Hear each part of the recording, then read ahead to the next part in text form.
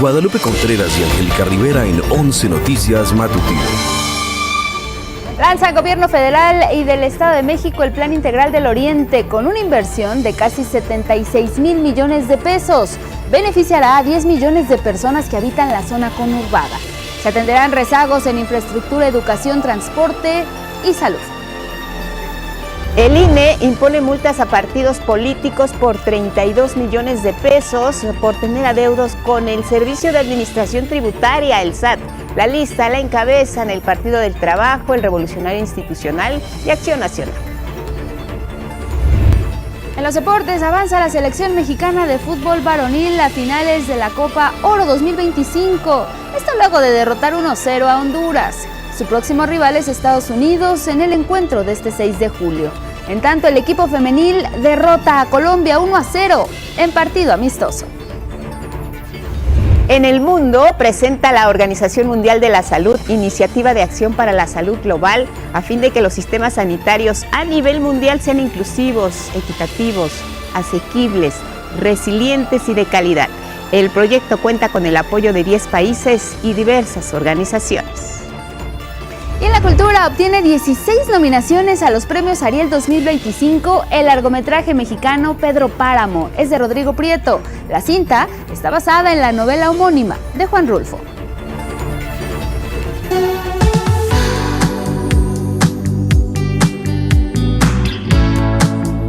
Bueno, algunos tienen planes, otros ya no les interesa, pero si se quieren casar, en esta exposición podrán sumergirse en un viaje a través del tiempo.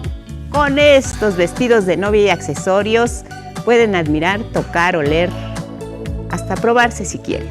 180 piezas entre atuendos tradicionales, trajes de tegua, accesorios, zapatos, fotografías, bocetos, entre muchos otros elementos. En esta vista podrás activar tu sentido del olfato. Hay aromas de incienso, de flores, de perfumes, todo lo que resulte atractivo para un día tan especial. Es la exhibición Las 1001 novias, la pueden visitar de lunes a viernes en el Museo Ídolos del Este, ubicado en la colonia San Rafael, alcaldía Cuauhtémoc, aquí en la Ciudad de México.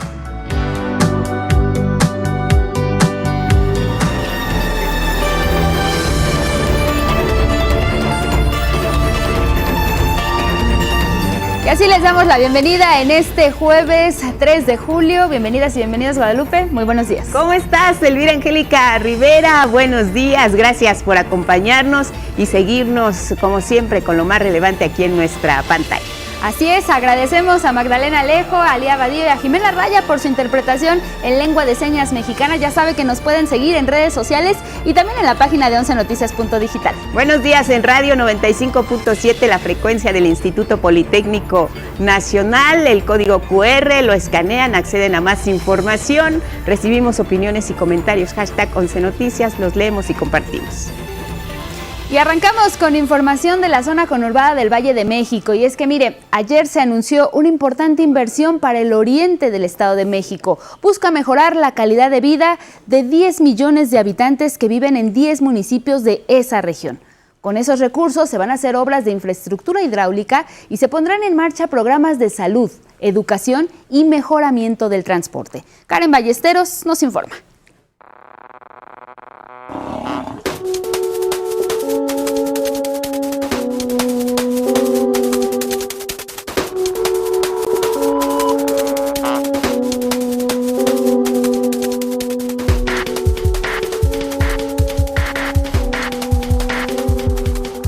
Por décadas, la zona conurbada del Estado de México ha sido sinónimo de abandono, escasez de agua, inundaciones, pocas opciones de transporte, viviendas irregulares y servicios de salud saturados.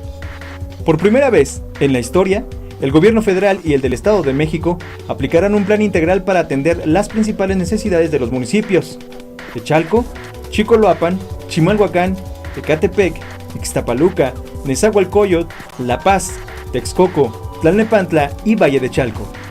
Se invertirán casi 76,000 millones de pesos en agua potable, movilidad, infraestructura, salud, educación y vivienda son los ejes de esta estrategia.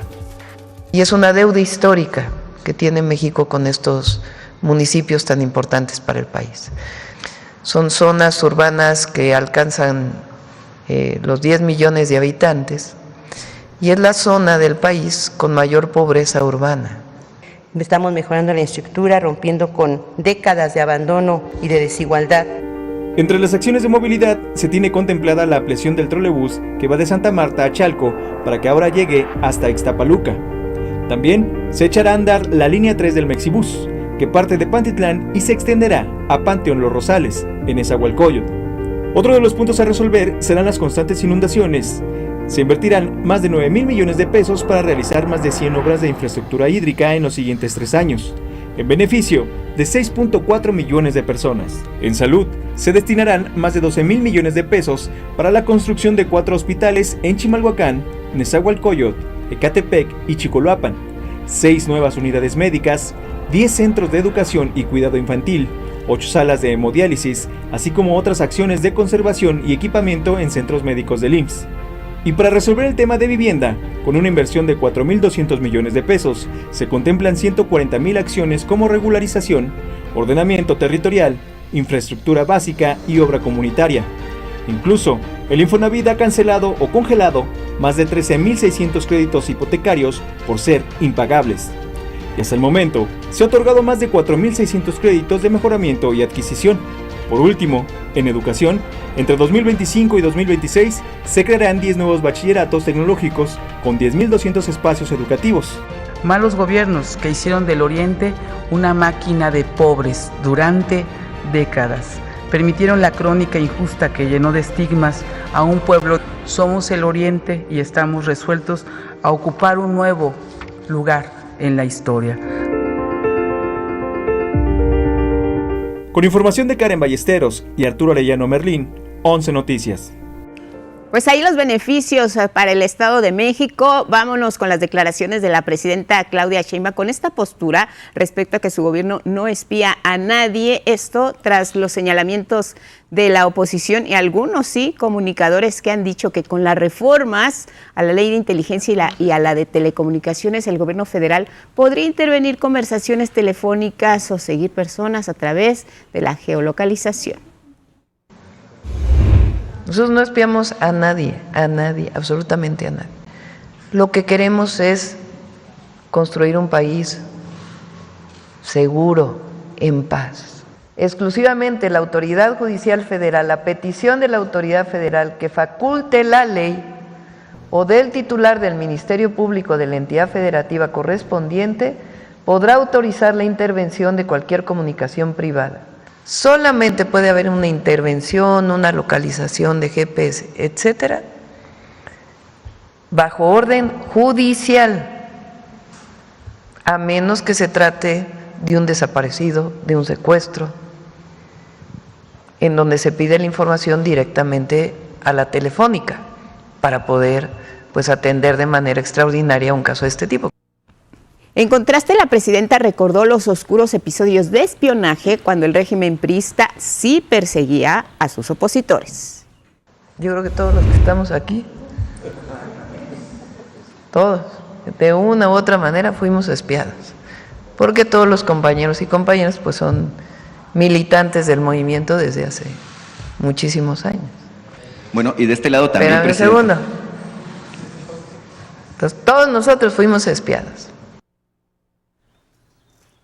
Vamos con asuntos legales, y es que la Suprema Corte de Justicia de la Nación dio un revés a Ricardo Salinas Pliego, y es que el empresario pretendía impedir que la ministra Lenia Batres participara en la discusión del pago de un crédito fiscal del Grupo Electra por más de 1,430 millones de pesos. Sin embargo, ministras y ministros de la segunda sala declararon infundado el recurso y determinaron la participación de Batres Guadarrama en el asunto. No obstante, la Corte dejó en suspenso el asunto, turnado al ministro Alberto Pérez Dayán, que exige el pago de 33,000 millones de pesos por parte de la empresa de Grupo Salinas. Ahora tocará resolver el caso a la nueva Corte de Justicia, que entra en funciones el próximo 1 de septiembre. Sobre este asunto, la presidenta Claudia Sheinbaum más temprano aseguró que si Ricardo Salinas Pliego quiere pagar el adeudo que tiene desde hace 16 años con el SAT, podrá obtener beneficios fiscales tal y como los tiene cualquier ciudadana o ciudadano. Cuando una persona, cualquiera que ésta sea, decide pagar frente a una revisión fiscal, algún crédito, en fin. La ley establece una serie de descuentos que se pueden aplicar a los intereses, por ejemplo. Entonces, si decidieran pagar, pues se aplicaría como cualquier deudor del fisco, pues los beneficios que esto tendría frente a la posibilidad de pago. Lo que sí aclaró la presidenta es que no tendrá beneficios adicionales como la condonación de impuestos. Pues es lo que dice la ley. Recuerden que por Constitución ya no se pueden condonar impuestos. Y miren, senadores por Morena en Guanajuato han hecho una denuncia por posible desfalco al erario estatal, presuntamente provocado por los gobiernos panistas de Miguel Ángel Márquez y Diego Sinue. Marta Lucía Mitcher y Emanuel Reyes Carmona revelaron una presunta red de complicidad que involucra a Daniel Eskenazi Beraja y Ariel Piquer, representantes en México de la empresa Seguritech. Señalaron que en 2012 el gobierno de Miguel Ángel Márquez otorgó por adjudicación a Seguritech un contrato por casi 3,000 millones de pesos para instalar arcos de monitoreo, además los cuales tenían cámaras de seguridad, lo vemos ahí en las imágenes, operaban en carreteras en la entidad, pero los resultados, dicen, fueron mínimos. Diego Sinue hace un contrato con el señor Eskenazi y con el señor Piquer, les da el proyecto Seguritech. El proyecto de seguridad no sirve para nada, es un fraude a la nación y en este caso a Guanajuato. ¿Saben por cuánto fue el contrato en 2012? Fue de 2,700, 2,800 millones de pesos. Se llamó Proyecto Escudo. Esos arcos fue un proyecto millonario que costó al erario de Guanajuato millones de pesos. Son 2,800 millones que se contrataron en el sexenio del gobernador Miguel Márquez y los contratos están reservados que por temas de seguridad, es decir, ni siquiera están clarificados cuánto fue lo que se contrató durante el sexenio de Diego Sinue Rodríguez Vallejo. O sea, sí se contrató, se volvió a contratar a la empresa, pero no se conoce el monto de dichos contratos. Además señalaron presunto conflicto de intereses entre el exgobernador Diego Sinue y los representantes de la empresa Seguritech, dueños de la llamada Casa Azul, un inmueble valuado en 1.2 millones de dólares ubicado en Houston, Texas, y que supuestamente es habitado por el exgobernador panista. Y lo que queremos saber es cuánto se le otorgó a esta empresa beneficiada y cuál sería el posible conflicto de intereses que podría existir al beneficiar directamente al exgobernador con el uso de esta vivienda que está a nombre de este socio o de este dueño de dicha empresa. Pidieron también a la Auditoría Superior de la Federación y a las autoridades estatales investigar estas presuntas irregularidades.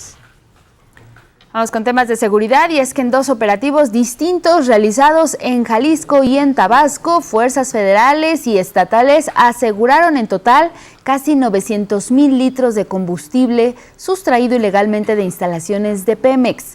El secretario de Seguridad y Protección Ciudadana, Omar García Harfuch, precisó que durante el cateo se aseguraron 1,000 contenedores y 2 inmuebles utilizados para el almacenamiento ilegal de hidrocarburo.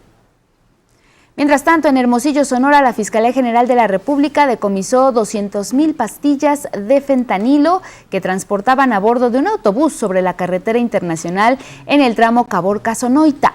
2 personas fueron detenidas por estos hechos.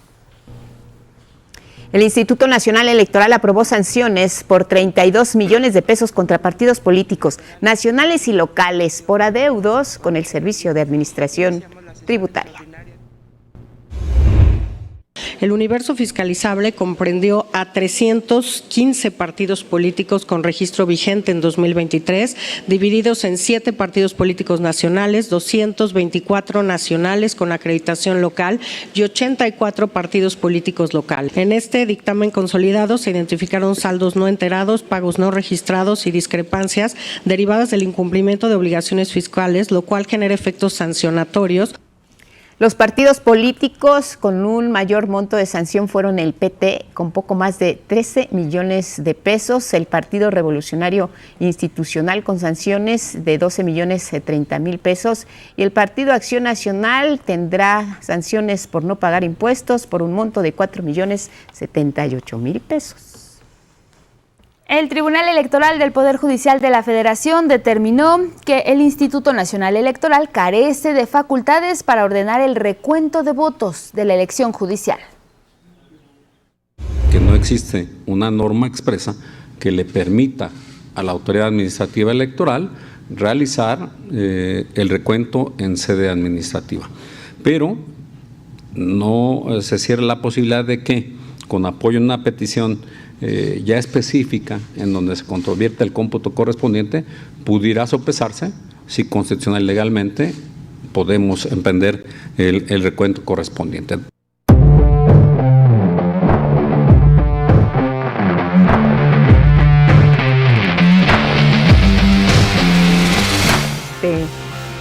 La información deportiva esta mañana con nosotros, listo ya Gabriel Sainz. Buenos días. Buenos días, Lupita. Buenos días, Angie. Así es, vamos con la información deportiva. Y tenemos buenas noticias. La selección mexicana de fútbol aseguró ya su lugar en la gran final de la Copa Oro tras derrotar 1-0 a Honduras en la semifinal. El gol de la victoria fue marcado por Raúl Jiménez al minuto 49, quien defendió con gran frialdad para darle el pase al tricolor. Con este triunfo, México buscará defender su corona y lo hará ante su eterno rival, los Estados Unidos, quien avanzó a la final tras imponerse 2-1 a Guatemala en la otra llave. Este será un nuevo capítulo del clásico de la CONCACAF, siendo la octava ocasión en la historia en que México y Estados Unidos se midan en una final de Copa Oro, con saldo a favor de México de 5 victorias y 2 de Estados Unidos. La final más reciente entre ambos se disputó en el 2021, cuando Estados Unidos se llevó el título con un gol de Miles Robinson en tiempo extra, dejando a la afición mexicana con un amargo sabor de boca. Ahora México buscará la revancha y su título número 13 en la historia del torneo, consolidándose como el máximo ganador de la Copa Oro. La gran final se jugará este domingo 6 de julio en el NRG Stadium en Houston, Texas, a las 5 de la tarde, tiempo del centro de México. Y también fue una buena jornada para el Tri femenil, que venció en partido amistoso a su similar de Colombia. Aquí la crónica de este triunfo.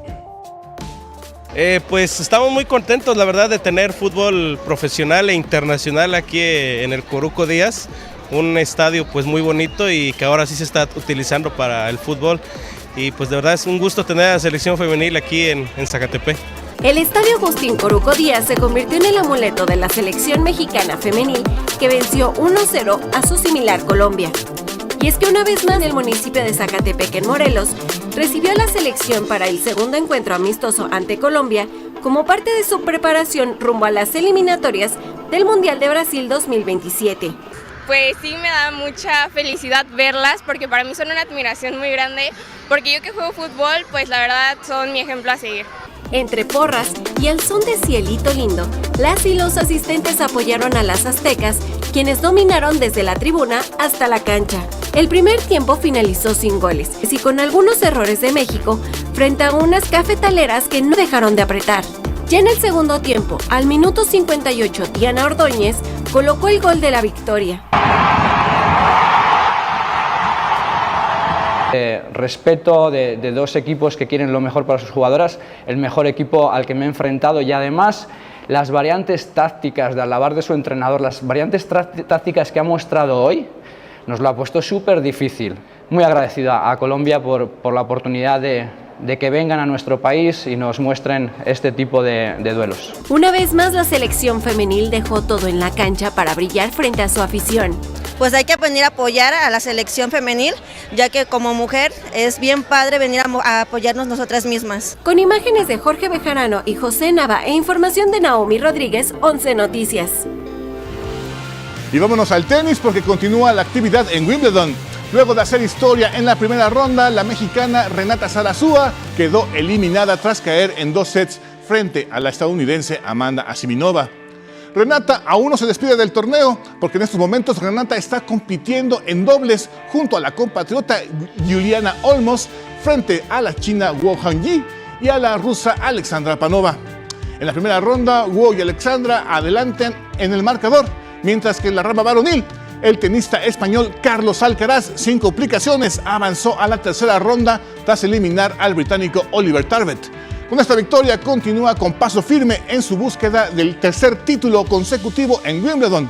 Su próximo rival será el ganador del duelo entre Félix Auger-Aliassime y Jan-Lennard Struff, que se reanudará el día de hoy, luego de haber sido suspendido ayer por falta de luz cuando se encontraban en el segundo set. Y vámonos al deporte motor. Luego de 5 años en Trackhouse Racing, el piloto Daniel Suárez dejará la escudería al final de la temporada 2025.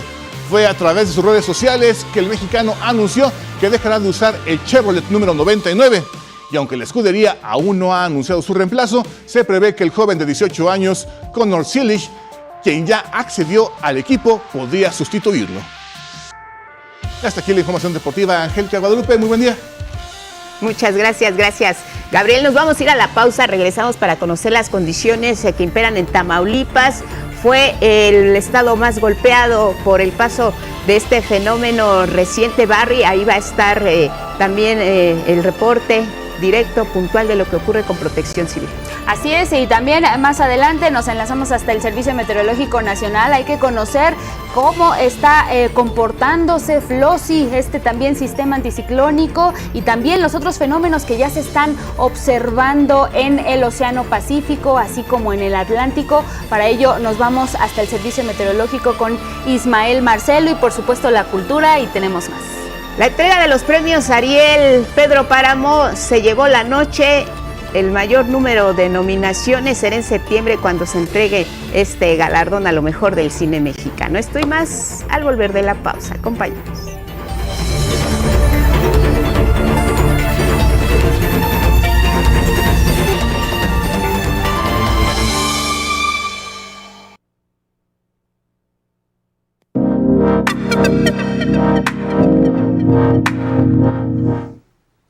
Con 30 de la mañana, y en este momento nos enlazamos con Luis Gerardo González de la Fuente, coordinador estatal de Protección Civil en Tamaulipas. Muy buenos días, coordinador. Hola, muy buenos días. Gracias por tomarnos esta comunicación para 11 Noticias Matutino. Y bueno, pues queremos hablar sobre esto que está ocurriendo allá en Tamaulipas a causa de estas intensas lluvias, particularmente provocadas por esta tormenta tropical Barry, que si bien ya se ha debilitado completamente, de cualquier forma hay estragos que afectan la entidad. Hasta este momento de la mañana, ¿nos puede compartir cuál es el saldo, cuáles son las zonas principalmente afectadas por estas intensas lluvias? Así es. Claro que sí. Bueno, como bien lo dices, parte de los estragos que dejó la tormenta tropical Barry, que bueno, si bien no tocó tierra en Tamaulipas, sino en el norte de Veracruz, las lluvias que generó esta tormenta tropical nos trajo abundantes lluvias para la región de la zona sur, la zona cañera del estado, específicamente en el municipio de Jicotencal, Gómez Farías, Mante, Llera. Pues bien, tuvimos afectación en zonas rurales de los municipios, con desbordamientos de arroyos, el incremento del río Guayalejo, Tamesí, lo cual pues bueno, se está vigilando ese incremento del río Guayalejo, que probablemente estos crecientes que se pueden presentar nos llegue a afectar a la zona sur, que viene siendo Tampico, Altamira, Madero, y estamos en estrecha vigilancia y en una coordinación con las diferentes autoridades que bueno, han sido muy importantes este trabajo en equipo, la Secretaría de la Defensa Nacional, la Secretaría de Marina, la Guardia Nacional, nuestra Guardia Estatal, las direcciones municipales de Protección Civil, otros entes de los gobiernos, tanto federal, estatal como municipal. Y bueno, tenemos aquí en Tampico, está la Coordinadora Nacional de Protección Civil, la licenciada Laura Velázquez, y asimismo el señor gobernador, el doctor Américo Villarreal Anaya, con quien el día de ayer tuvimos una reunión operativa para ver cómo están las condiciones. Y bueno, específicamente los municipios que tuvieron afectación, Jicotencal, más que nada las afectaciones, como te digo, fueron en la zona rural, personas que quedan incomunicadas por el crecimiento de los arroyos o de los ríos. Muchos fueron evacuados hacia las cabeceras municipales. Los refugios temporales están activos. Tenemos población en los refugios temporales y más bien afectaciones, le quiero decir yo, menores, no que no sean importantes, pero bueno, fueron acumulación de agua en las viviendas, la gente que fue evacuada, que fue llevada a los refugios temporales, nos indicaban que en algunos ejidos de estos municipios tuvieron hasta 30, 40 centímetros, un poco más en algunas partes de agua dentro de sus viviendas.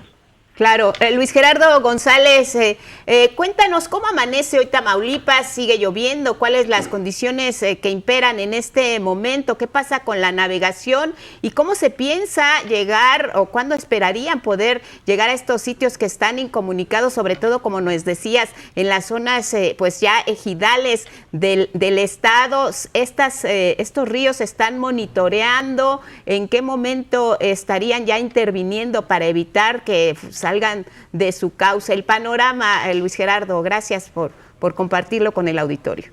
Sí, ya se tuvo contacto con la mayoría de los ejidos que quedaron incomunicados. Por ejemplo, ¿sí? El día de ayer, personal de la coordinación estatal, en compañía de elementos de la Secretaría de la Defensa, de la Secretaría de Marina, Guardia Nacional, la Coordinación Nacional de Protección Civil, ya hizo, por ejemplo, en el municipio de González también, que fue afectado, evaluación de daños, ver cómo están. Ya en el municipio, por ejemplo, de González, ya no tenemos reportes de personas que están, vamos a llamarle, atrapadas en sus viviendas. Muchos dejaron su vivienda, no quisieron ser trasladados a un refugio temporal, pero se pusieron a salvo en una zona segura dentro del mismo ejido.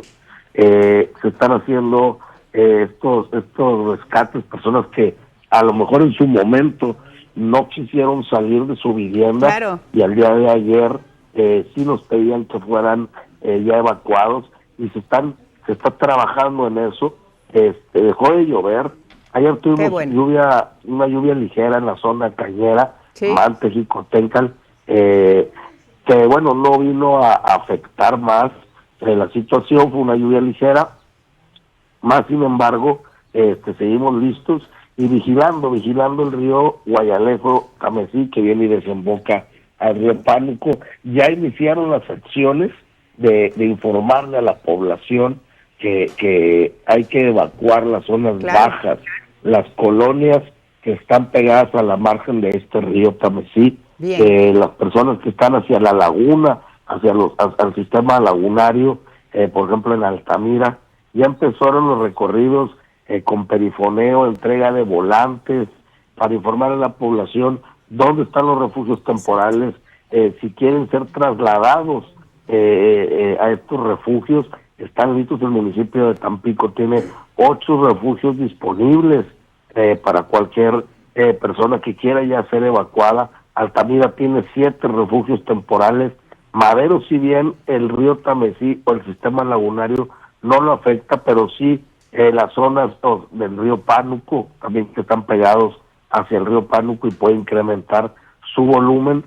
También se están haciendo acciones de informarle a la población. Y es algo que quiero recalcar, que la información hacia la población, y la población tiene que ser por medios de parte de los gobiernos municipales, gobierno del estado, que no caigan noticias falsas. Exacto. Es muy importante estar informados por una vía más bien oficial de los gobiernos. Así es Luis Gerardo González de la Fuente, coordinador estatal de Protección Civil de Tamaulipas. El llamado es importante a la población que se mantengan informados, que se acerquen a refugios si así lo requieren y por supuesto mantenerse en contacto y pendiente de la información oficial. Por lo pronto le agradecemos mucho la comunicación. Buenos días. Gracias.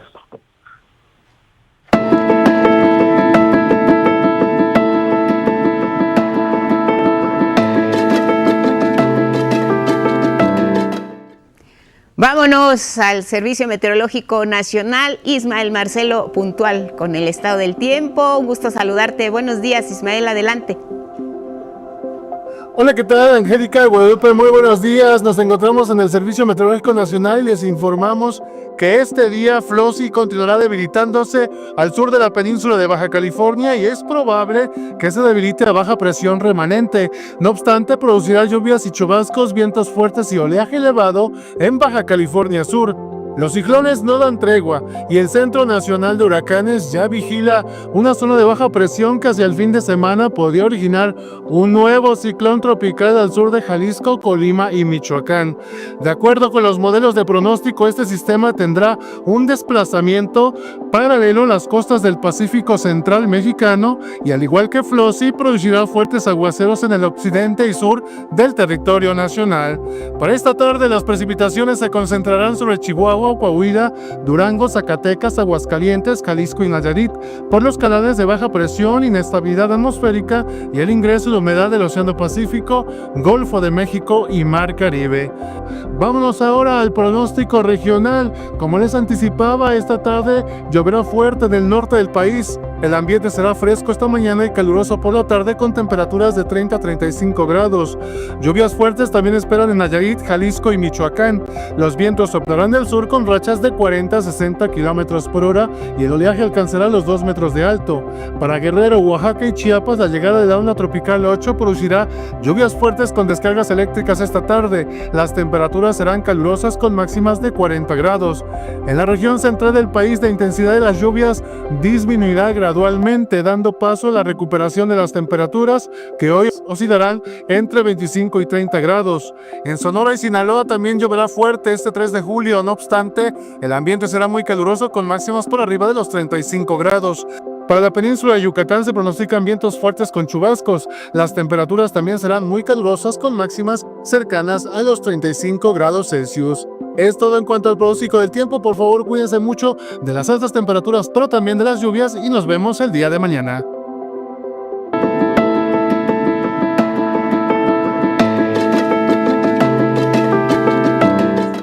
Gracias a Ismael Marcelo desde el Servicio Meteorológico Nacional. Y mire, vámonos con otros asuntos porque en junio nuestro país recibió $5,360 millones en remesas. Esto representa un aumento de 4.2% respecto al mes anterior. Sin embargo, esta cifra, refirió la presidenta Claudia Sheinbaum, es menor respecto al mismo mes de 2024 y explicó que esta situación se deriva de diversos factores. Uno de ellos es la persecución migratoria que se da en Estados Unidos. Sí es menor, pero hubo una caída muy importante en mayo de las remesas. La razón principal es que muchos de nuestros paisanos, por lo menos es la estimada, dejaron de ir a trabajar durante cierto tiempo y hubo una caída por diversas razones, entre otras también pues la persecución en algunas zonas de Estados Unidos. La mandataria confió en que esta situación cambie con el apoyo que el gobierno de nuestro país está ofreciendo a mexicanas y mexicanos que viven allá en la Unión Americana. Nosotros creemos que van a seguir aumentando con la plática que tenemos con organizaciones de allá, con nuestros propios paisanos y los consulados. Revisemos el sector turístico. De enero a mayo arribaron a México 9,359,000 visitantes extranjeros. La secretaria Josefina Rodríguez precisó que esta cifra representa un incremento casi del 3% comparado con 2024 y destacó que los principales países desde donde vinieron a visitarnos lo hicieron vía aérea durante los primeros 5 meses del año. Aquí estuvieron visitantes de Estados Unidos, Canadá y Argentina. En su conjunto sumaron 7,840,000 246,000 visitantes. También la secretaria resaltó que el aumento en la llegada de las y los viajeros continúa posicionando a México como un destino imprescindible y del gusto del turismo internacional.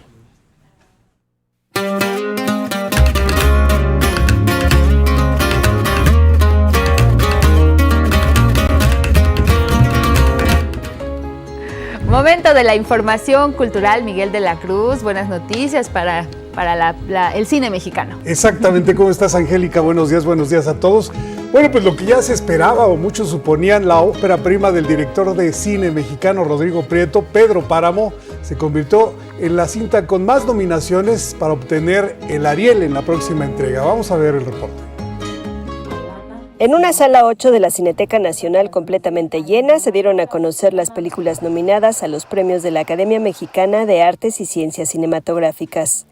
Las más nominadas al Ariel 2025 fueron la ópera prima de Rodrigo Prieto, Pedro Páramo, con 16 posibilidades. Le siguió La Cocina, dirigida por Alonso Ruiz Palacios. Una de las sorpresas, No nos moverán, de Pierre Saint Martín Castellanos. Obtuvo 10. Al igual que Sujo, de Astrid Rondero y Fernanda Valadez. Por su parte, Corina, de Úrsula Barba, figuró en 7 nominaciones, y Un actor malo, de Jorge Cucci, con 3. Con buen sabor de boca, se recibieron las nominaciones a Mejor Dirección de la debutante, Úrsula Barba Hopner, con Corina, junto con Astrid Rondero y Fernanda Valadez por Sujo. Otra mención a destacar fue la de Luisa Huertas por Mejor Actriz en No nos moverán. Con esta, ya son 5 ocasiones en la que Huertas es candidata a un Ariel, 3 en coactuación y 2 como protagonista. De las nominaciones que llamaron la atención fue la de largometraje de animación, porque solo se registró Uma y Hagen, Princesa y Vikingo, de Benito Fernández Martínez. En el caso del largometraje documental, la elección no será nada fácil entre Concierto para otras manos, El guardián de las monarcas, Estado de silencio, La falla, La mujer de estrellas y montaña y Tratado de invisibilidad. Como mejor película iberoamericana, la cinta boliviana El ladrón de perros compite con El 47 de España, El jockey de Argentina y la chilena El lugar de la otra. Este año, el Ariel de Oro será para las actrices Patricia Reyes Espíndola y Jacqueline Andere, junto con el Sindicato Mexicano de Trabajadores de la Industria Cinematográfica. Antes de conocer a los ganadores y ganadoras, habrá transmisiones especiales en medios públicos, así como proyecciones en salas de cine y plataformas. Y la ceremonia de la edición 67 del Ariel tendrá lugar el 20 de septiembre en Puerto Vallarta. Con imágenes de Genaro González y Javier Ayón, 11 Noticias, Saray Campech. Bueno, por ahí dicen entre los escenarios que todos somos susceptibles a ser migrantes y precisamente hay una obra en cartelera en el Foro Shakespeare que trata el tema de la migración. El reporte con Mauricio Romo. El mérito de esta puesta en escena está en demostrar que cualquier persona en algún momento de su vida puede ser migrante.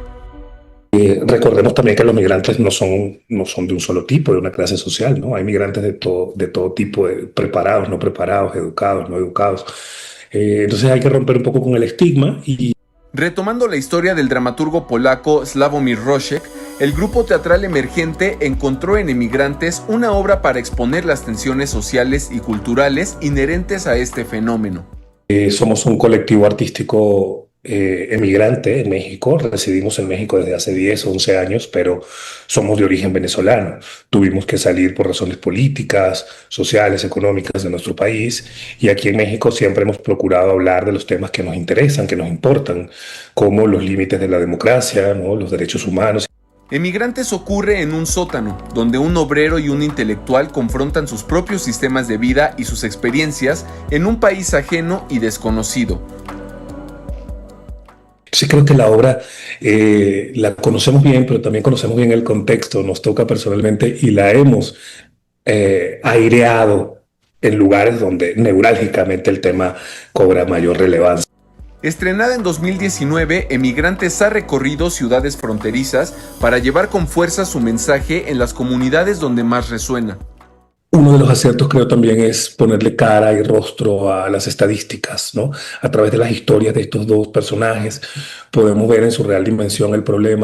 Emigrantes tiene 4 funciones los domingos 6 y 13 de julio a las 6 y 8 de la noche en el Foro Shakespeare.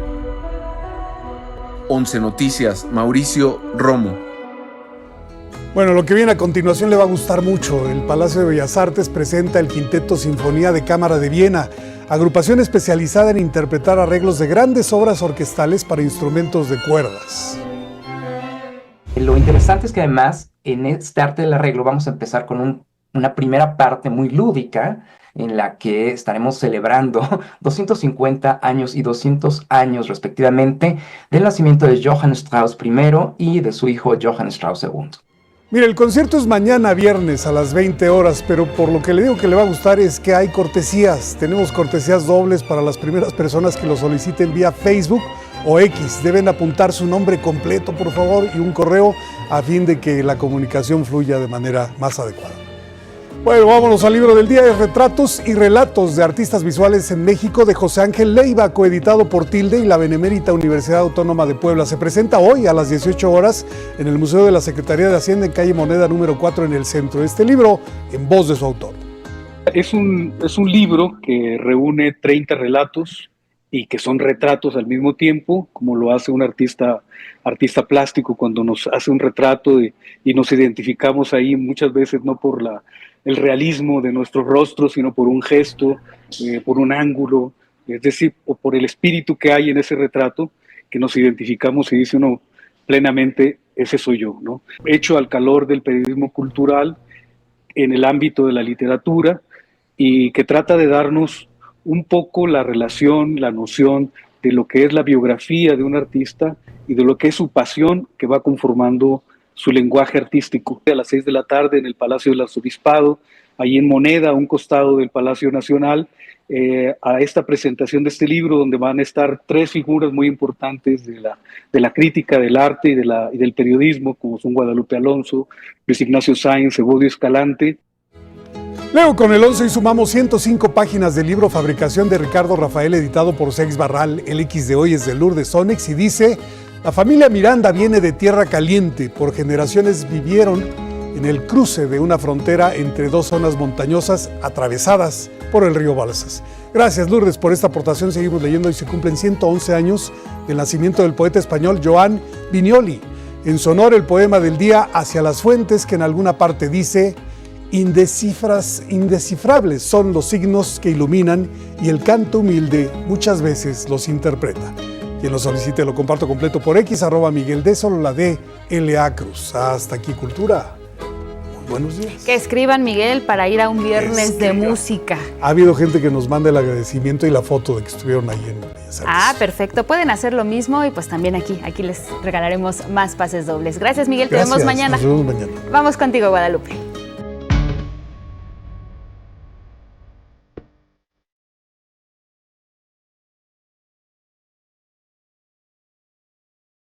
Bueno, qué gusto recibir en el estudio, en nuestra salita, con un rico ambiente, una mañana fresca en la Ciudad de México. Álvaro Cueva, tus recomendaciones, bienvenido como siempre, un gustazo. Mi Guadalupe queridísima, el gusto es mío. Angélica, amigas, amigos, qué placer tan más grande estar completamente en vivo con ustedes, porque les traigo un menú maravilloso, lo que les sigue. Vacaciones. ¿Ustedes han oído hablar de las vacaciones? Vacaciones. ¿Tienen niñas? ¿Tienen niños? Bueno, tengo que comenzar con esto. Fundamental. Aquí tenemos 11 niños y niñas. Una barra como no existe otra en toda la televisión mexicana, llámese pública, llámese privada, porque además la experiencia cuenta, ¿eh? Apúntele. De lunes a viernes, de 3 a 5 de la tarde, usted puede sentar a sus hijas, a sus hijos, a sus nietas, a sus nietos frente a la pantalla de Canal 11 y va a comprobar que todo, absolutamente todo lo que pasa ahí está certificado, está bien hecho, tiene grandes mensajes, es divertido, es creativo y lo más maravilloso de todo, a diferencia de lo que está ocurriendo en este momento en los 5 continentes, aquí a usted no le cuesta un solo peso. Es televisión pública, es televisión para usted, es televisión infantil pública. Por favor, considérelo. Por favor, aprécielo. Y ya después de las vacaciones, vámonos con la exclusiva. Porque este jueves 3 de julio, sí, hoy a las 18:30 tenemos un episodio más de Carrera Panamericana. Le ruego, en verdad, que no se pierda esto porque es una superproducción, ¿eh? Es darle continuidad a la carrera, pero además es cuidar cada toma, cuidar cada sonido. Yo admiro mucho a la gente que hace esto. Además, las entrevistas no tienen desperdicio y yo le pregunto con mucho amor, con mucho respeto, Guadalupe, ¿en qué otro canal cubren este evento de esta manera?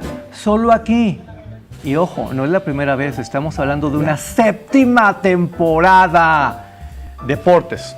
Ya hablamos de esto, que es fundamental, pero sabe usted, y lo sabe mejor que yo, que en Canal 11 amamos el béisbol. Son 100 años de la Liga Mexicana de Béisbol y este domingo, 6 de julio, a las 14 horas, tenemos León visitando México. Y me encanta el ambiente que le ponen las transmisiones y me encanta cómo las hacen, porque usted puede ir al estadio y pasársela muy bien, pero a ver, traduzca esto a televisión. A ver, que usted en casa se sienta como si estuviera en el estadio. A ver, que usted se entere, se emocione, se apasione. Solo lo conseguimos aquí, ¿eh? Y vuelvo a lo mismo. El béisbol durante mucho tiempo estuvo como que castigado, como que nadie lo quería poner en la tele y Canal 11 lo rescata y mire, nos está yendo increíble. Ya hablamos de vacaciones con niñas y con niños, ya hablamos de deportes. Quiero invitarla a viajar. Quiero invitarlo a viajar. Apúntele. Martes 8 de julio, 17:30 horas. Explorando Japón. Es una serie increíble que lo va a hacer sentir como si estuviera ahí. Japón no solo es una de las potencias más importantes del mundo, está haciendo cosas muy interesantes en términos sociales. Y si a esto le sumamos la tradición, y si a esto le sumamos la tecnología, y si a esto le sumamos la cultura, bueno, no nos la vamos a acabar. Muchas personas no pueden salir de viaje, muchas personas no gozan de vacaciones, pero yo creo que aquí en Canal 11, haga de cuenta que con la magia de la televisión, con la magia de los medios públicos, lo van a conseguir. Y ahora voy a poner como que la gran nota en pantalla. Usted y yo amamos mucho, pero muchísimo a la inmensa Cristina Pacheco, ¿verdad? Voy a decirle algo de corazón. Estoy convencido de que su mejor heredero es Heriberto Murrieta. Su programa de los miércoles a las 18:30 horas, que se llama M aquí, es como lo que hacía la gran Cristina Pacheco estos viernes en la noche, ¿se acuerda usted? Con estas conversaciones increíbles, porque Heriberto tiene un poder de convocatoria bárbaro. No conozco a alguien que le diga que no. Y estamos hablando de luminarias del espectáculo, y estamos hablando de luminarias de la ciencia, estamos hablando de lo mejor, y él me consta, porque alguna vez me entrevistó, ojo, sí se prepara, sí lo hace muy bien. Por último, mi querida Guadalupe, te quiero hacer una recomendación de oro. Falta una semana, ¿ok? Pero el nivel, la importancia de lo que les voy a decir es de ese tamaño. Jueves 10, hasta ya dentro de una semana, no se pierda Diálogos en Confianza, porque el tema va a ser Tramita tu pensión sin complicaciones, obvio a las 9:30 de la mañana. Yo sé que muchas personas que nos están viendo tienen miedo, yo sé que muchas personas que nos están viendo tienen dudas, y por supuesto, se vale, porque la pensión es algo que marca nuestra existencia. Por eso se lo estoy avisando con tanta anticipación, para que lo ponga en el calendario, ahí en el refri, péguelo, ¿sí? Porque creo que a todos nos interesa, Guadalupe. Muy bien, excelentes como siempre tus recomendaciones, Álvaro. Es la magia de la televisión, nos permite estar en todos lados y con todos los temas. Te vemos la próxima. Claro que sí, muchas gracias. Hasta la próxima. Gracias a ti. Vamos a la pausa. Momento de hacer una pausa, le invitamos a que se quede con nosotros. Volvemos.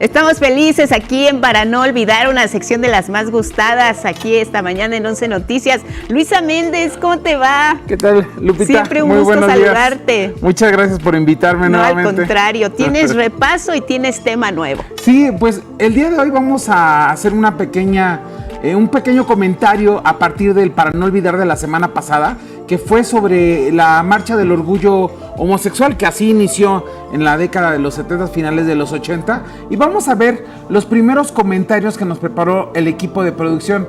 Tenemos ahí a @BrashFashion, una chica que nos comentó: amo este archivo. Después el siguiente comentario es de Armando Lev Gutiérrez Luna, que nos comentó: excelente por la historia y cultura de México, gracias a Canal 11. Vamos con el siguiente, por favor. Bueno, tenemos ahí a Rafael Cruz. Ahí Rafael nos comentaba en su post, está ahí en resumen, Canal 11 y en la fiesta. En realidad lo que nos decía Rafael Cruz es que él vio esta pieza y él se encontró ahí.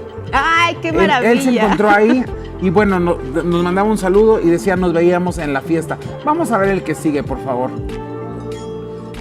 Ahí Annie Loves decía: son las hermanas vampiro. Es decir, la gente se fue encontrando. Vamos con el que sigue, por favor.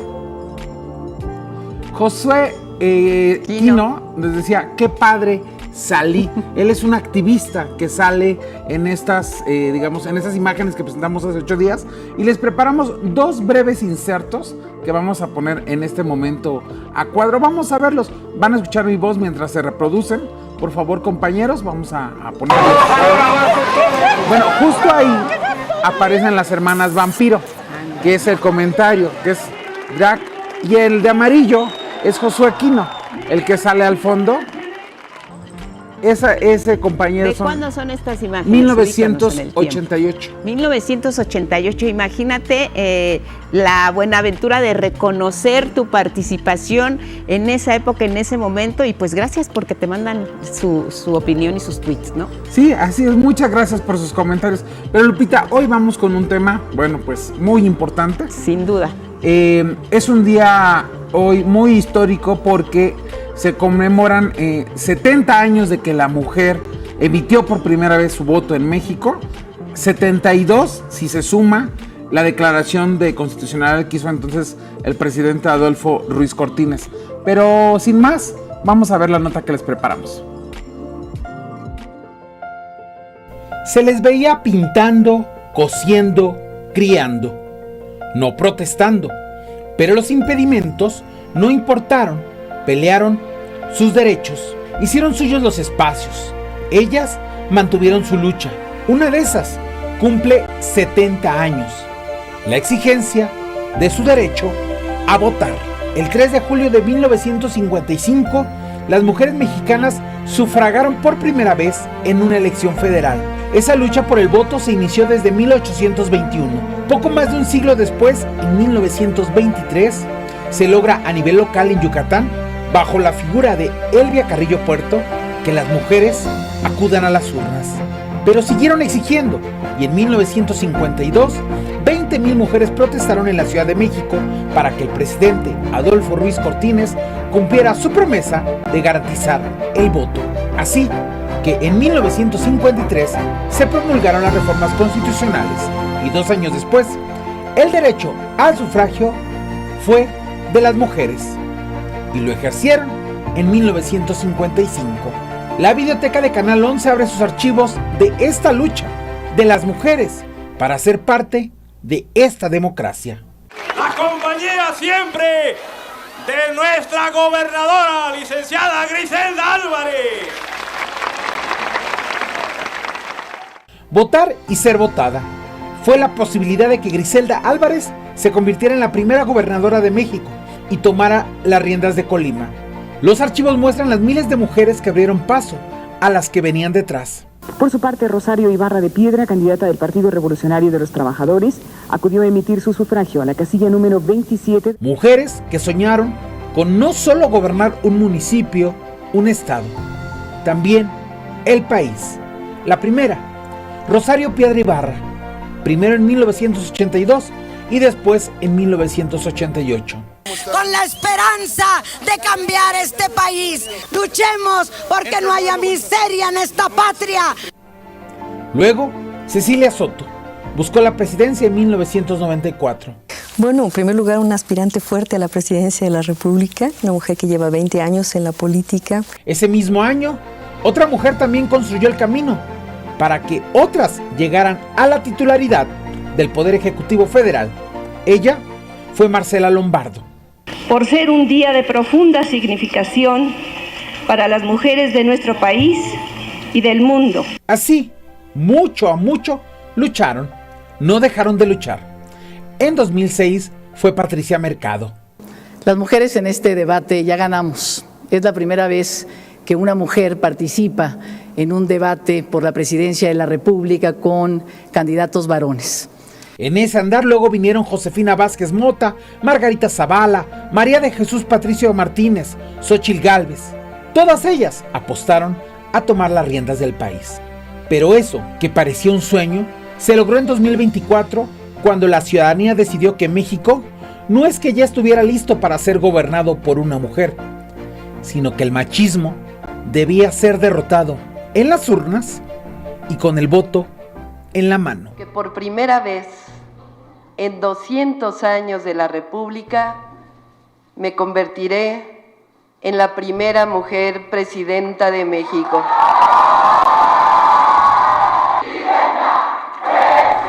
Para no olvidar, Luis A. Méndez. Pues así, esta historia del voto de la mujer, hoy 3 de julio, 70 años que por primera vez emitieron su voto, 72, y se considera la declaración de constitucionalidad del presidente en ese entonces. Claro, ver estas imágenes para las nuevas generaciones tiene que mover a la reflexión, Luis, porque sin duda se conquista la posibilidad de votar para las mujeres emblemáticas de nuestra historia, pero ahora también la posibilidad de ser votadas, votar y ser votadas. Y eso es lo que hoy nos tiene con una mujer presidenta. Exacto, y pareciera que se nos olvida que este es un derecho ya dado, que ya cualquier mujer puede ejercer, pero fueron detenidas, fueron golpeadas, desaparecidas por este voto, ¿no? México es un país que avanzó, digamos, hasta el pasado siglo en esta, pero es una lucha que se ha venido dando desde 1821, por lo menos de acuerdo al Instituto Nacional Electoral, tiene ese registro de la búsqueda. Pues por las mujeres que abrieron brecha para que hoy tengamos espacios, pues muchas gracias por recordarlo, Luis. Como siempre, para no olvidar, nos hace reflexionar. Que nos manden su hashtag para no olvidar. Bueno, y la próxima semana aquí lo compartimos con el auditorio. Así le haremos. Gracias, Luisa Méndez. Tenemos más.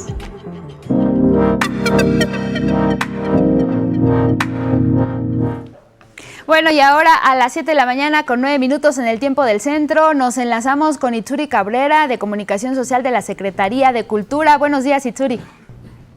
Muy buenos días, Elvira, ¿qué tal? Mucho gusto. Gracias, mucho gusto igualmente, y gracias por tomar esta comunicación. Y es que queremos platicar sobre esta reapertura del Parque Bicentenario. Pues ya entró en vigor, o bueno, se reabrió este parque a partir del 1 de julio. Cuéntanos, por favor, de las áreas que están disponibles para las personas. Es un rescate de un espacio público, acceso gratuito, pero también al mismo tiempo que nos cuentes cómo va a funcionar este esquema mixto del cual nos informaba la secretaria de Cultura, en donde habrá más actividades culturales, conciertos. Cuéntanos un poco de eso, por favor. Sí, correcto. Bueno, pues como saben, el pasado 23 de mayo, a través de una acción coordinada entre la Secretaría de Cultura, SEDATU, el INDAVIN, se rescató el Parque Bicentenario por utilidad pública para la ciudadanía. Este es un parque de más de 55 hectáreas. El parque va a operar de martes a domingo de 7 a 6 de la tarde, como lo venía haciendo ya. Es de acceso completamente gratuito para las y los vecinos. Y bueno, el compromiso pues es garantizar espacios seguros para el disfrute de todas y todos sus visitantes, así como fortalecer y concientizar el cuidado medioambiental, ¿no? Esa es la vocación del parque principalmente. A partir de a corto, mediano y largo plazo vamos a estar programando actividades culturales desde la Secretaría de Cultura, con los cuerpos artísticos del INVAL principalmente, y bueno, las actividades ya se estarán dando a conocer a través de las redes sociales y la página web de la propia Secretaría, y pues las y los esperamos. Este martes 1 de julio abrió el parque. parque con un promedio de 3,000 visitantes a lo largo del día. Era un espacio que la comunidad ya pedía. Recordemos que el parque está en los límites de Miguel Hidalgo y Azcapotzalco, entonces pues nada, las y los esperamos en este horario con acceso gratuito. Ahora, Itzuri, ¿cuáles fueron los principales retos que se enfrentaron ahora para que hubiera una reapertura ya del Parque Bicentenario? Y sobre todo, en particular, háblanos de los controles que va a haber ahora, el tema de la seguridad, porque también es un asunto que preocupa a la gente para que sepa que puede regresar, bajo qué condiciones, qué controles para asistir a los eventos, sobre todo este reto que tuvieron para la reapertura, Itzuri. Sí, pues mira, como es un espacio tan grande de 55 hectáreas en este tiempo que estuvo resguardado, pues se dio mantenimiento, se dio el corte del pasto, cuidar las áreas verdes, cuidar también los ecosistemas que se encuentran en el parque, el lago que es artificial y bueno, la seguridad... siéntanse todos resguardados, está muy bien brindada. Principalmente nosotros queremos informar que ya no habrá eventos masivos, no habrá eventos masivos, serán eventos gratuitos, eventos culturales. Las condiciones del parque no son para eventos masivos, pero sin duda vamos a seguir trabajando con promotores culturales y ofreciendo pues una amplia actividad para las y los visitantes. En este momento los espacios que están abiertos pues es la zona de corredores y las áreas verdes, ¿no? Principalmente para la familia. Ahora bien, Itzuri, dices no habrá eventos masivos, pero tenemos entendido que sí habrán otro tipo de eventos, sí habrá conciertos. Si nos pudieras explicar un poco cómo va a funcionar este esquema mixto que sí permitirá que haya otras actividades además de lo que ofrece el Parque Bicentenario, pero sí con cierta regulación. Claro, no serán masivos, serán eventos de formato más pequeño y el parque va a operar en un formato como lo hace el Auditorio Nacional, como ya lo explicó la presidenta. Este es un fideicomiso para el uso y aprovechamiento del espacio. Antes recordemos que estaba concesionado y era únicamente de utilidad privada y bueno, ahora garantizará este formato mixto, que sí haya participación de privados, pero también del Gobierno de México a través de la Secretaría de Cultura. Esto lo que va a hacer es garantizar su mantenimiento e infraestructura de manera constante, ¿no? Esa es la intención, ese es el formato bajo el cual va a operar y bueno, ya se darán a conocer las actividades culturales principalmente, ¿no? Más adelante. Ahora, las ciudadanas y los ciudadanos que acudan al parque, ¿de qué manera pueden participar o pueden involucrarse más, no solo en las actividades, sino en el cuidado, en la posibilidad de hacer propuestas para la mejora del mismo? Porque sabemos que pues es inmenso, Itzuri, tiene múltiples espacios para el disfrute de todos, bicicletas, pista, en fin, a los ciudadanos, ¿cuál es ese mensaje principal para que lo hagan suyo, para que lo recuperen, así como el gobierno ahora bajo este nuevo esquema mixto lo está haciendo suyo y tiene una nueva forma de operar, la ciudadanía a la que finalmente está destinado? ¿Qué es lo que les comentaría, Itzuri?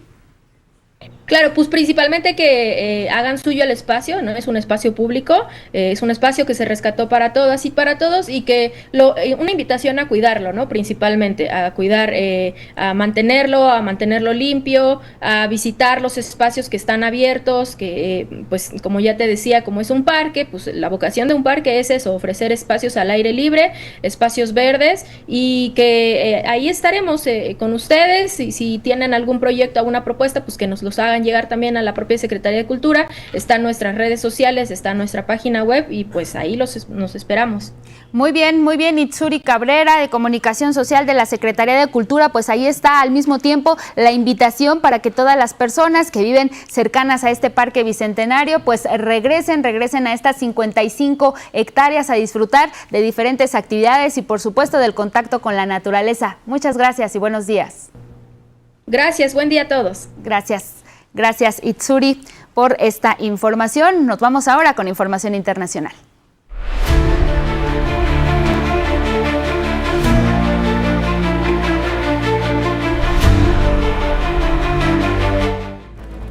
Iniciamos con información internacional. Líderes políticos del mundo reafirmaron su compromiso de aumentar las inversiones en la cobertura de la sanidad universal, así como en sistemas sanitarios que sean inclusivos, equitativos, asequibles, resilientes y de calidad. El presidente del Gobierno de España, Pedro Sánchez, y el director general de la Organización Mundial de la Salud, Tedros Adhanom, presentaron esta iniciativa. Contiene 4 grandes objetivos: reforzar la arquitectura sanitaria mundial para que sea más eficiente y más sostenible, alinear la financiación internacional con las prioridades de los países, además, promover la cobertura sanitaria universal a través de sistemas de salud resilientes y fomentar la movilización de recursos nacionales. Esta iniciativa se presentó en la Conferencia sobre Financiación para el Desarrollo que se lleva a cabo en Sevilla. Si no reforzamos la arquitectura de la salud global por convicción moral, hagámoslo para garantizar la seguridad de nuestros ciudadanos. Esta iniciativa de acción para la salud global tiene el respaldo de las principales organizaciones multilaterales de la salud y de más de 10 países. La iniciativa se adoptó sin la participación de Estados Unidos, que desde enero anunció su salida de la Organización Mundial de la Salud y se retiró en los foros internacionales en los que se discuten temas importantes como la lucha por el bienestar y la salud pública y el cambio climático. El director de la Organización Mundial de la Salud destacó que los países deben ser dueños de sus propios sistemas sanitarios y dejar atrás unas estructuras basadas en la dependencia. 10 años más tarde, en otro lugar con algunos desafíos muy importantes, hay recortes a la ayuda extranjera. También ha habido interrupción de servicios, muchos que no tienen medicamentos ni servicios sanitarios. Pero dentro de esta crisis, y como su excelencia lo ha dicho, tenemos una oportunidad para aumentar la financiación internacional más responsiva a las necesidades de los países y sus ciudadanos. Y vamos a Estados Unidos porque activistas y organizaciones han alzado la voz por la situación de hacinamiento en estos centros de detención de personas migrantes, incluso el deceso de varias personas en estos sitios. Mi compañero Federico Campbell nos cuenta. El maltrato y las malas condiciones en los centros de detención de migrantes en Estados Unidos cobraron otra vida. Ahora fue en el de Miami, Florida, donde falleció el cubano Isidro Pérez, de 75 años. Es la 5ª persona en lo que va de este año que muere bajo custodia del Servicio de Migración en ese estado. Las autoridades investigan la causa de su muerte, pero el hecho no alteró al responsable de la seguridad fronteriza del gobierno del presidente Donald Trump. La gente muere bajo custodia de ICE, muere en cárceles locales y estatales. Isidro Pérez era pescador, fue detenido el 5 de junio por agentes migratorios luego de que las autoridades encontraron que en 1981 fue detenido por posesión de marihuana y fue liberado. Su familia denunció en ese momento que su arresto tuvo motivaciones políticas porque Isidro Pérez era activista pro derechos humanos y organizó el rescate de balseros cubanos en el mar. Su caso cobra relevancia debido a que desde 1966, cuando llegó a Estados Unidos desde Cuba, contaba con el estatuto de refugiado y residente permanente, es decir, no era una persona sin documentos migratorios. Activistas alzaron la voz contra su arresto. Es inaceptable, no merecía morir así. Sí necesitamos ley y orden, pero no así, no a costa de vidas humanas. Desde enero, cuando Trump llegó a la Casa Blanca, se han documentado 12 personas fallecidas en centros migratorios. En estos centros hay otras irregularidades. El comisionado de migración Stephen Miller se encuentra en un conflicto de intereses porque posee entre $100,000 y $250,000 en acciones de Palantir, la empresa tecnológica que proporciona los sistemas que se emplean para deportar a personas migrantes. 11 Noticias, Federico Campbell Peña. Por supuesto que estas acciones del presidente de Estados Unidos, sus decisiones en materia migratoria están teniendo un efecto en lo que a él más le preocupa, que es su popularidad.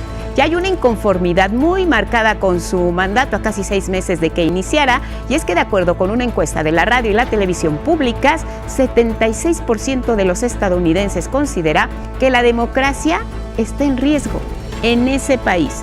Al mismo tiempo, 73% de los encuestados señala que la violencia con motivos políticos es un problema importante ya en la vida pública en Estados Unidos. ¿Y qué decir del tema migratorio? 54% considera que los agentes del Servicio de Inmigración y Control de Aduanas han ido demasiado lejos en estas redadas masivas.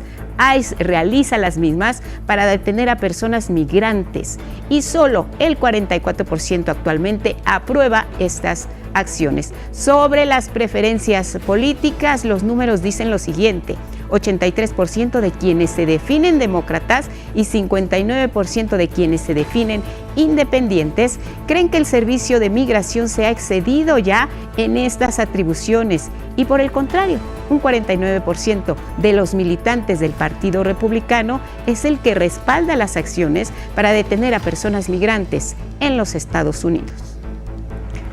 También ahí en la Unión Americana, en Los Ángeles, California, se han difundido a través de redes sociales una serie de videos falsos. Ofrecen $1,000 a la comunidad mexicana como un apoyo económico. Ellos están dando la ayuda, $1,000 por familia. $1,000. Ante esta situación, el cónsul general de México en Los Ángeles, Carlos González, alertó a nuestras y nuestros connacionales en Estados Unidos para que no caigan en fraudes. En los últimos días hemos detectado una gran cantidad de mensajes, videos y audios que circulan por plataformas sociales con información falsa. El diplomático informó que esto que se está difundiendo puede ocasionar miedo, confusión e incluso manipular a la comunidad mexicana. Estas publicaciones no provienen de fuentes oficiales, no están verificadas y en muchos casos son creadas con la intención de causar miedo, confusión o de manipular a nuestra comunidad. El cónsul Carlos González también sugiere que en caso de ver una noticia alarmante, es importante primero verificar la fuente antes de compartirla y asegurarse que proviene de una institución o medio oficial. Kilmar Ábrego García, salvadoreño, deportado por error de Estados Unidos a su país de origen, ya denunció haber sufrido torturas en la cárcel de máxima seguridad, donde fue recluido, desde golpes severos hasta tortura psicológica, y agregó que fue privado del sueño y de alimentos, por lo que perdió ya 14 kilos en tan solo 2 semanas. Es la primera vez que Ábrego García relata esto, las circunstancias bajo su detención. Para evitar nuevamente, sabemos, su deportación. Fue en marzo que, pese a contar con una orden de un juez en Estados Unidos que le protegía del traslado, Kilmar Ábrego fue enviado a El Salvador junto con un grupo de personas migrantes del mismo país, migrantes salvadoreños. También había venezolanos. Actualmente, Ábrego está detenido en Tennessee mientras se define su situación legal por las acusaciones de tráfico de personas que le imputa el gobierno de Donald Trump. Y vamos a la actualización de este caso que tiene que ver con el rapero estadounidense Sean Diddy Combs, y es que libró la cadena perpetua. Este caso podría tener conexiones con muchas personas famosas, incluido el actual presidente de Estados Unidos, Donald Trump.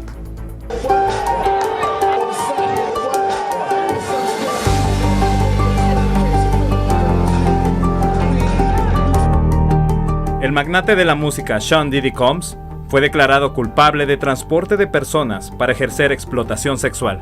Sin embargo, fue absuelto de los delitos más graves de los que fue acusado: conspiración de crimen organizado, tráfico sexual forzado y por fraude o coerción. Permanecerá bajo custodia en el Centro de Detención Metropolitano de Brooklyn, Nueva York, luego de que el juez Aaron Subramanian negó su libertad bajo fianza.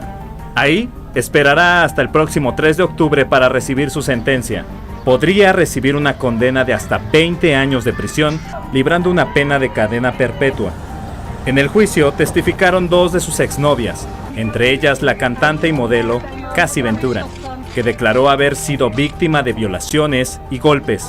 Además, ambas afirmaron que Combs las obligaba a tener relaciones sexuales con otros hombres. Estamos esperanzados en que finalmente reciba una sentencia sustancial por lo que ha hecho. Estamos complacidos de que Cassie haya dado a conocer todo lo que ha sucedido en este juicio.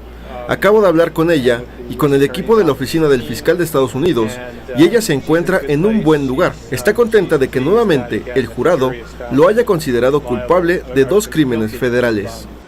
El abogado defensor Dawn Richard calificó el veredicto contra Combs como decepcionante y declaró que los cargos penales fueron diferentes a las demandas civiles que se presentaron, ya que se tomó como una violencia doméstica. Durante el juicio, fueron mencionadas artistas que tuvieron una relación sentimental con el cantante, como Jennifer López, Kim Porten, Hugh Miami, Alicia Duval, Naomi Campbell y Cameron Díaz. También, en el mundo de la música, artistas como Justin Bieber, Notorious Big o Usher. Donald Trump también tuvo algún acercamiento con Diddy Combs. En abril, el presidente respondió a una pregunta sobre la relación y amistad que mantuvo con Sean Combs y si se asociaría con él a pesar de sus problemas legales.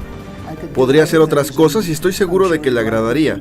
Y estoy seguro de que le agradaría a otras personas. Ciertamente, analizaría los hechos. Si creo que alguien fue maltratado. 11 Noticias, Ediberto Martínez.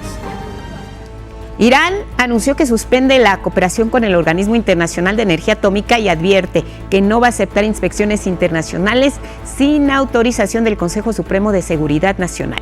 El gobierno de Teherán acusa a la agencia de alinearse con los países occidentales y justificar los bombardeos israelíes y estadounidenses, los cuales empezaron el pasado 13 de junio, sabemos, un día después de que la Junta del organismo afirmara que Irán incumplía las obligaciones derivadas del Tratado de No Proliferación Nuclear. Ante esta situación, Israel a su vez solicitó a la comunidad europea renovar las sanciones contra Irán y, por cierto, Israel a su vez se ha negado a firmar el Tratado de No Proliferación Nuclear y no acepta inspecciones del Organismo Internacional de Energía Atómica. En tanto, el primer ministro de Israel, Benjamín Netanyahu, reiteró que busca eliminar al grupo Hamás. Esto luego de que el presidente de Estados Unidos, Donald Trump, afirmara que Israel ya había aceptado una tregua temporal de 60 días en Gaza. No habrá jamás, no habrá Hamastán, no vamos a volver a eso, se acabó. Liberaremos a todos nuestros rehenes. En tanto, el grupo Hamás pidió un acuerdo que incluya un cese de las hostilidades, la retirada completa de las tropas israelíes y garantías de que Israel mantendrá el alto el fuego, una exigencia que también hacen habitantes de Gaza.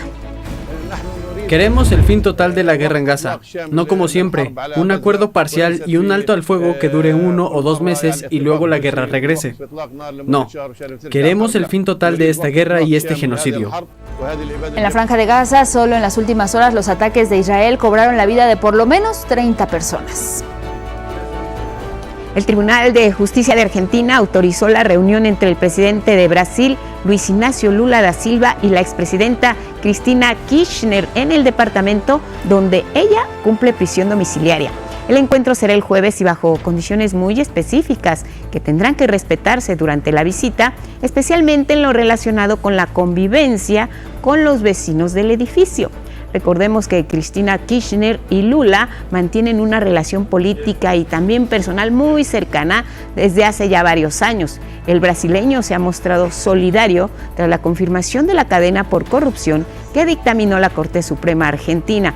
La visita de Lula ocurre en el marco de la edición 66 de la Cumbre del Mercosur, que se celebra en Buenos Aires.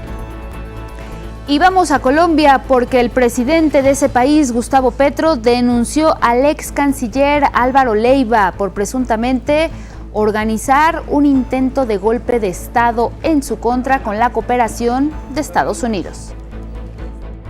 La traición a la patria tiene que verse desde un contexto claro, y es que él es un ex canciller de este gobierno, y él no podía, como ex canciller de este gobierno, ir a un gobierno extranjero a pedirles que hicieran presiones, que ayudaran para que se hiciera una ruptura de ese hilo constitucional y el presidente Petro saliera de su cargo de forma normal.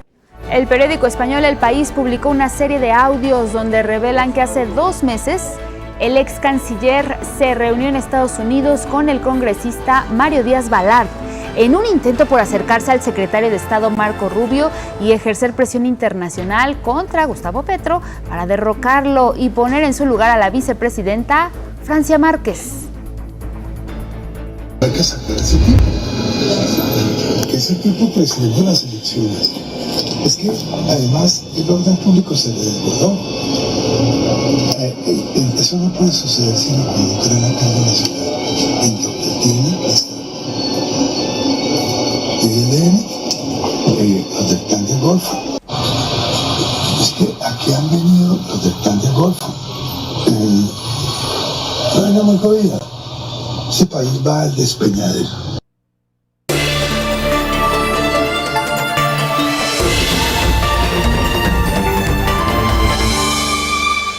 La ciencia, Itzel Gómez Gurrola, buenos días. Muy buenos días, Lupita, Angie. Pues bueno, vamos con información de casa, porque gracias a la coordinación entre el Instituto Politécnico Nacional, la Secretaría de Ciencia, Tecnología e Innovación y la Embajada de Suiza en México, 80 estudiantes politécnicas y politécnicos viajarán a la Universidad St. Gallen en ese país de Europa. Y ahí tendrán la oportunidad de conocer estrategias de emprendimiento tecnológico y desarrollar un proyecto de empresa durante 3 semanas.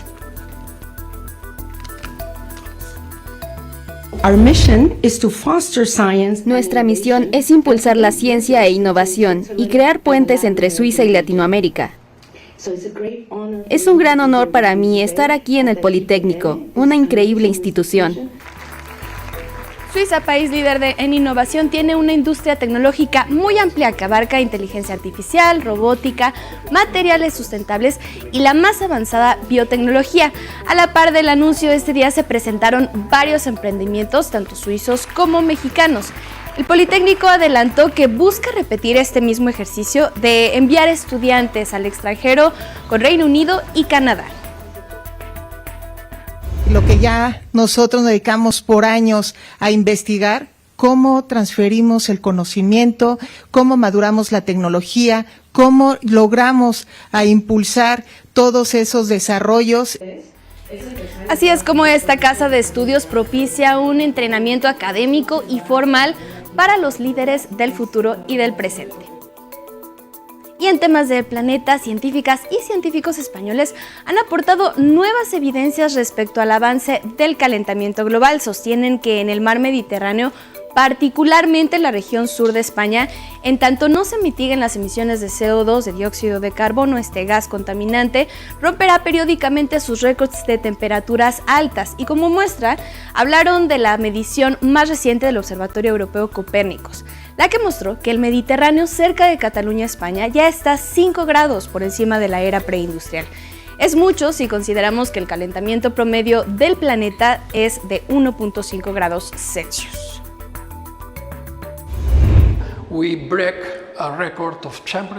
Batimos récords de temperatura, probablemente no todos los años, pero sí cada 2, 3 o 4. Y esto será algo común de ahora en adelante, porque el aumento de las temperaturas debido al calentamiento global es evidente.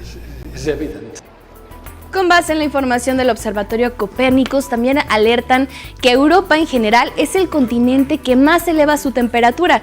Es el doble si se compara con el resto del mundo. La región, además, es propensa a padecer de olas de calor.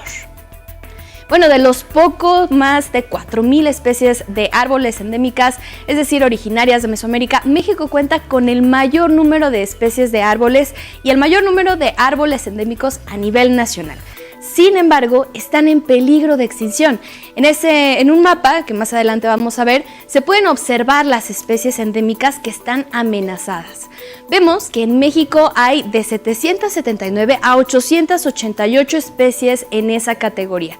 Con datos de la lista roja de la Unión Internacional para la Conservación de la Naturaleza, investigadores e investigadoras en Inglaterra encontraron que México es el único país que tiene especies extintas. En total tiene 5 especies. También descubrieron que estas especies amenazadas no se distribuyen uniformemente en la región.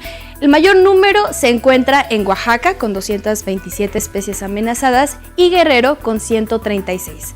Por eso es crucial tener acciones de conservación para salvar la flora arbórea.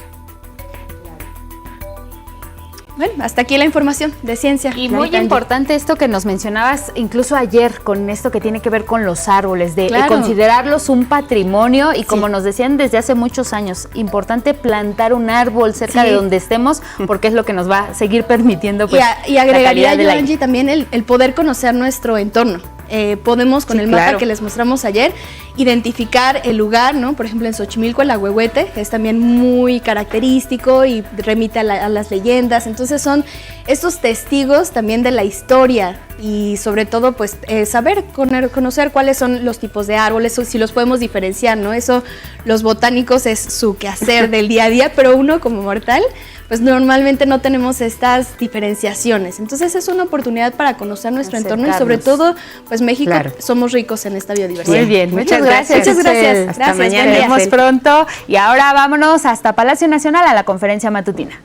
Bueno, pues ya regresamos después de la conferencia matutina para agradecerles como siempre su atención y compañía. Nos vemos mañana. Así es, Guadalupe, nos vemos mañana. Que tenga un excelente jueves. Buenos días. Buenos días.